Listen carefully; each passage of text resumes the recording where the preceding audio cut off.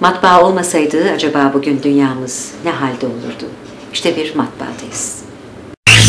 Merhaba Sektörel Haber Merkezi izleyicileri. Bugün size Cevizli Dağ'da bulunan Topkapı Ticaret Merkezi'nden sesleniyoruz. Osmanlı Matbaa'nın sahibi Sayın Firat Postoğlu ile çok güzel bir söyleşi gerçekleştireceğiz. Firat Bey merhabalar. Merhabalar. Firat Bey, öncelikle biraz sizi ve firmanızı tanıyabilir miyiz? Kaç yıldır sektördesiniz ve neler yapıyorsunuz? Evet, ben baba mesleğini devam ettiriyorum. 1978'de babam matbaayı kuruyor. O sıra dedem vefat ettiğinden dedemin ismi Osman. Osmanlı Matbaası olarak ismini koyuyor.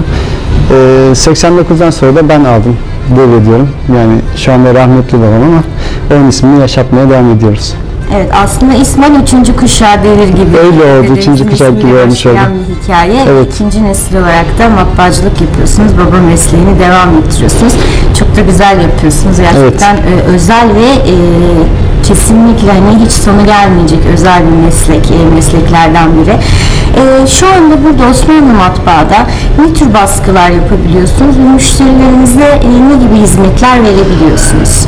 Şu anda biz her türlü sektöre hitap edebiliyoruz. Yani nasıl diyeyim, kartvizitten tutun da kataloglarına kadar veya kartelyalarına kadar, yani tekstilde kullanılan kartelyalar var.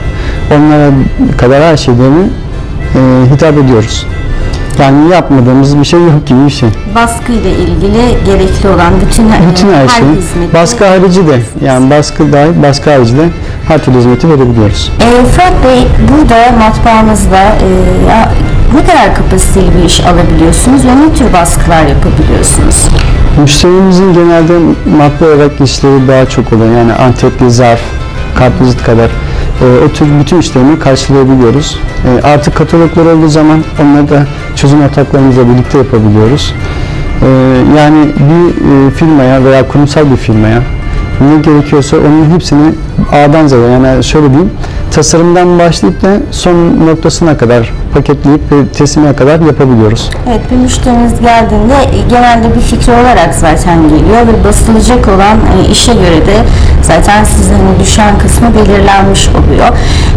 Eğer bir fikri yoksa da tasarım aşamasında da gerekli desteği verebiliyorsunuz. Tasarımı daha sonra baskısı hizmetini de başına sonuna kadar devam ediyoruz. Firat Bey, teknolojinin ilerlemesiyle dijital baskı da aslında hayatımıza girdi. Ama tabii ki offset baskının da devamlılığı var. Biraz ikisinin arasındaki farkla ilgili ve hangi montanlı işlere göre bunun bölümü yapılıyor? Bununla ilgili biraz izleyicilerimize bilgi verebilir miyiz? Tabii, yani dijitale şöyle başvuruyoruz. Mesela çok az baskı olduğu zaman, yani atıyorum 100 tane gibi bir şey istendiği zaman bizden veya 50 tane, o zaman dijitale başvurmak zorunda kalıyoruz. Çünkü offset'te bayağı maliyetli ve zaman alıyor. Evet. Dijitalde anında çıkış alabiliyoruz, yani onu hemen yapabiliyoruz. Mesela menü falan geldiği zaman bir restoranın veya herhangi bir yerin, onlar çünkü az istemek zorundalar. Onları dijitalde hallediyoruz genelde. Baskıya geçmiyoruz. Tabii kitap falan o tür şeyler olduğu zaman mecburen offset'te hallediyoruz. Evet, işin kapasitesi o zaman baskı şeklinde belirliyor diyebiliriz. Tabii, yani offset olmazsa olmaz. Yani dijitalde bize offset'e yardımcı olmuş oluyor bu durumda. Evet, Osmanlı matbaa çok köklü matbaalardan, çok eski matbaalardan biri. Evet. Elinizde gerçekten çok orijinal, aslında eski baskı makinelerinden de bulunuyor. Evet. 70 yıllık sanırım demiştim. Onları da kullanmamız gerekiyor. Ve hala bu makineyi kullanmaya da devam ediyoruz. Tabii edeceğiz. Yani gerekli olduğu için çalıştığı sürece de kullanacağız. Evet. Efendim, şu anda Osmanlı Matbaa Topkapı Ticaret Merkezi'nin içerisinde müşterilerine hizmet veriyor. Evet.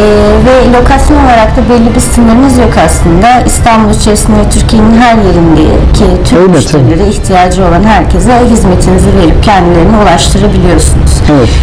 Gelecekte Osmanlı Matbaa'yı nerelerde göreceğiz? Hedeflerinizin arasında neler var? Gelecekteki, yani geleceğe dair düşüncelerimiz, bizim hedefimiz daha ilerilere. Yani şu anda çözüm ortaklarıyla yaptığımız işlerimizi kendi bünyemizde yapmak ve onları daha kaliteli yapmak, müşterilerimize daha hizmet vermek üzere çalışmamıza devam ediyoruz. Evet, teknolojiyi takip ederek son yeni çıkan cihazlara yatırım yapmak Onlar da yaptığımız, işimizi büyütmek anlamına geliyor. O da büyütmemizi sağlayacak tabii teknolojide artık hangi makineler varsa. Efendim, eminim ki uzun yıllardır bu sektöre hizmet veren önemli firmalardan birisiniz. Evet. İkinci nesil olarak siz bu işi devam ettiriyorsunuz. Üçüncü, dördüncü nesil olarak İnşallah. Uzun süreler sizi bu sektörde eski duayenler olarak temsil ederek görmeyi biz de çok isteriz. Tabii inşallah öyle. Biz de kendimizi yenilemek zorundayız. Yani ne kadar eski olsak da yeni olan şeyleri de öğrenmek zorundayız. Evet. Efendim, vermiş olduğunuz bilgiler için çok teşekkür ederiz ve başarılarınızın daim olmasını dileriz. Çok sağ olun. Ben teşekkür ederim bu röportaj için. Evet değerli izleyiciler, Topkapı Ticaret Merkezi içerisinde bulunan Osmanlı Matbaa'dan sizlere seslendik. Sektörler arası yolculuğumuz tüm hızıyla devam ediyor.